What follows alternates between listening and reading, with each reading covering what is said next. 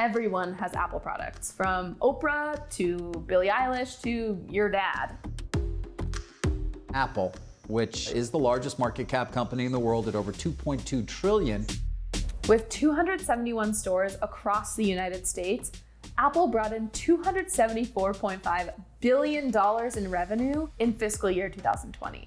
Whether you like it or not, Apple has revolutionized technology as we know it. The Apple experience is all about simplicity, elegance, great design, and emotion. Fans love how all of the products, from the hardware to the software, work seamlessly together in Apple's ecosystem.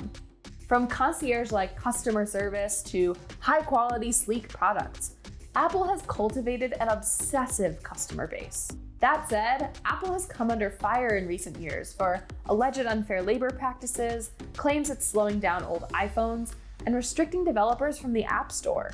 Though profits initially declined as a result of the pandemic, profits have steadily increased thanks to remote learning and remote work. Here's how Apple gets its customers hooked. Founded in 1976 by Steve Wozniak and Steve Jobs, Apple started out as the Silicon Valley competitor to IBM and Microsoft. With the rise of the iMac in 1998 and the iPod and iTunes in 2001, Apple started staking its claim as the frontrunner in the tech game. Modern Apple you see now, the $2 trillion company, came with the launch of the iPhone in 2007, and then the App Store after that, eventually the iPad, and continuing sales of Macs and other products. But the iPhone, I think, was the primary driver in recent years. Though competitors Samsung, Huawei, and Xiaomi eclipse Apple's global phone sales, the iPhone is still Apple's top product, even a decade after its launch. I'm a big fan of Apple, and I have been for quite a while. I think Apple has a rabid fan base, of almost like a cult. So you could say Apple is a cult. You could say Apple's just like a religion. Huge Apple store opening up. Yeah, in the famed Grand Central Terminal. I went to the Grand Central opening in Manhattan. It was the Grand Central Apple store several years ago, and it almost felt like I was in a religious ceremony or mass, sort of with everybody cheering. Like every millennial, I love Apple, and sometimes not so much. Millennials and Gen Zs especially are completely slaves to Apple, and it's kind of like you can't really criticize your overlords. It's like saying something negative about Kim Jong-un while living in North Korea. Apple, as a brand, just like a political leader or a religion, has really tapped into values and emotion to hook themselves into the identities and the lifestyles of consumers.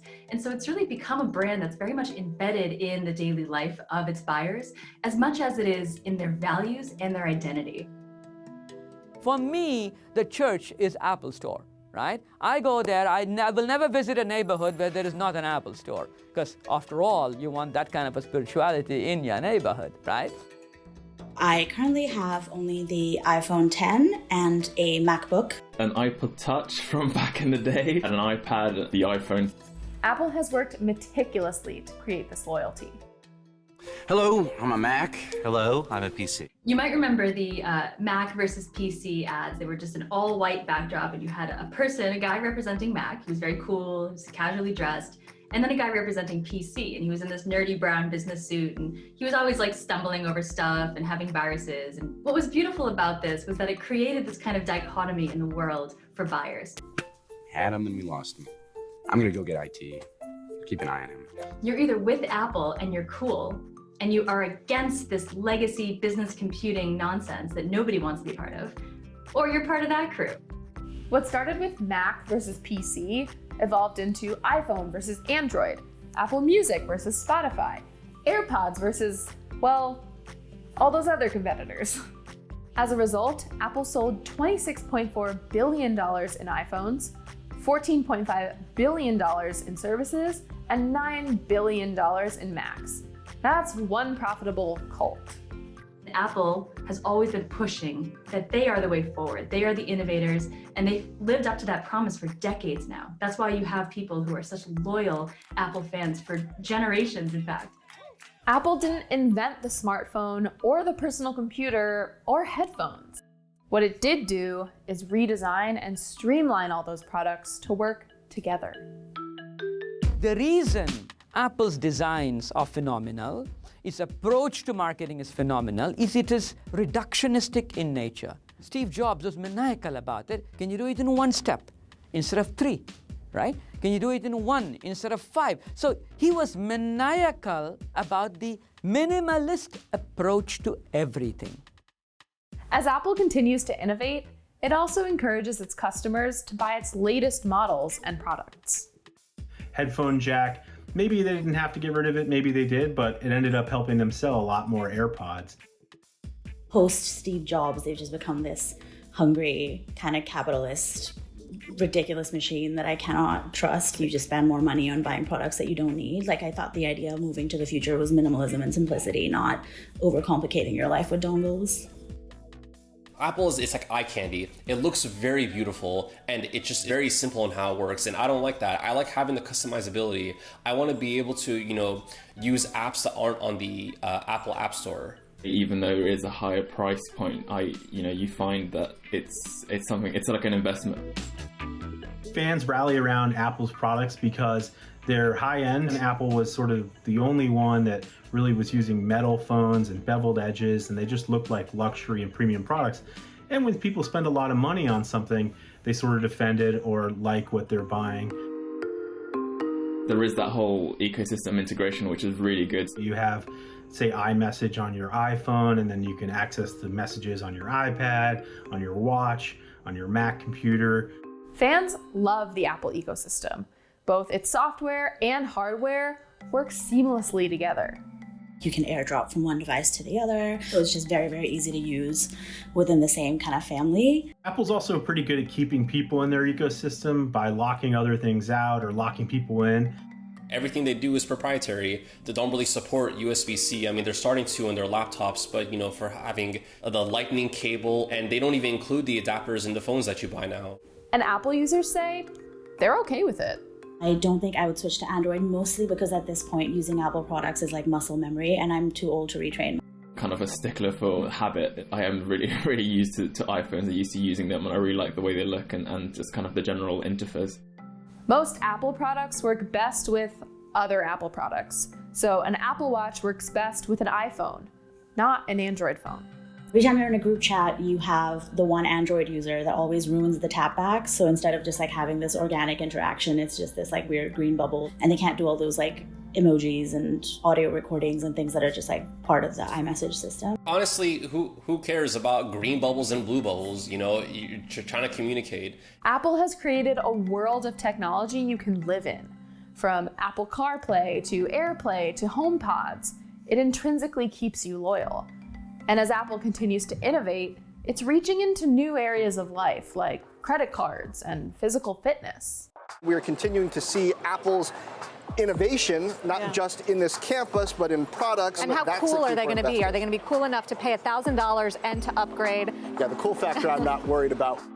When you think about hype, when you think about buzz, no one comes to mind for a launch like Apple. Steve Jobs was absolutely famous for creating this hype cycle leading up to when he was going to launch whatever was next. And all of what he was going to announce was shrouded in secrecy. You felt like royalty if you were a journalist invited to San Francisco to sit in that big box room where they had a very private event, security. They did a ton to create the impression that this was the most important news you were ever going to read that day. I think it contributes this sort of like mystery aura, like, oh, how do I get into this Apple event? Or who's getting the new stuff first? That sense of urgency is why you see massive lines on product launch days. It creates urgency, it creates scarcity, and all of those just tap into the human emotion to want more. There is a kind of natural inclination to have the newest one or the best one. It makes Apple look godlike, and it makes Apple look like they can do no wrong. And truly, the halo effect in action means that you start to look at every single Apple product as this extraordinary thing. Every time you have a good impression of one product, all the rest look better by comparison because of that halo effect. This could explain why Apple can charge a premium. I think Apple charges the prices they do because they know they can. In America, having any Apple product, it's kind of a status symbol. And it's more about status than actually being the better appliance. They're extremely expensive. Some of the features that you can get a equivalent, PC or build something yourself for significantly cheaper. It's price gouging is what it is. Exclusivity comes at a cost. Apple manufactured the iPhone X for $357.50, and it sold the phone for $999 in 2017. That's a 64% profit margin. The profit margin for the iPhone 12 Pro is down slightly at 48.5%. Though Apple does not disclose the keys to its high profit margins, the company has been accused of exploiting working conditions in its affiliate China factories Pegatron and Foxconn. Labor abroad is typically cheaper than domestic labor. I am freaked out by Apple's planned obsolescence and the big lawsuit that they had recently where they were deliberately making batteries or older phone models slow down. And that was the lawsuit that they lost, I believe. Apple settled a $500 million lawsuit alleging that it was slowing down older iPhone models through iOS updates. With the recent launch of the iPhone 12 and the M1 processor, Apple shows no signs of slowing. That's largely due to the success of its retail experience. When you go to an Apple store, instantly you can visualize, right, this all white, almost altar-like experience where you are at the altar of Mac. It really is an emotional feeling. You're not just walking into a department store. You are experiencing what Apple is. Grand, high windows, right? Light from everywhere, and a smiling retail employee ready to solve your problem. We designed stores from day one that were all about the experience. We had Genius bars and theaters and offered free access to the internet in those early stores, and they've gotten better and better. The retail employees are hired based on their emotional intelligence, right? They're hired based on their ability to be able to have empathy for what you need. That's like a hospitality industry mindset. That's what you get when you walk into the lobby of a 5-star hotel. People know they can go to the Apple store and get something fixed, usually the same day, where other brands don't always offer that kind of support. That convenience is worth a lot. When a company treats you well, you begin to trust it, and you continue to invest in it and spend your dollars there. That's the key to Apple's success. Steve Jobs famously said, "A lot of people don't know what they want until you show it to them." People look forward to going to an Apple store because the experience is designed to be just like everything else Apple does. Simple, intuitive, memorable. I don't think I could see a world where Apple doesn't exist, mostly because they've been so influential. Unfortunately, you can't really go back. People are already used to Apple products, and for Apple, it's just like they're printing money. It's hard to say I can see a world without Apple, but if you'd asked me in 2007, 2008, if I saw a world without RIM at the time, which became BlackBerry, I probably would have said no. That company wasn't as successful as Apple. It wasn't ever a $2 trillion company. Nobody else lived up to the hype that Apple was able to create, and I don't think ever will, truly. Not in this world.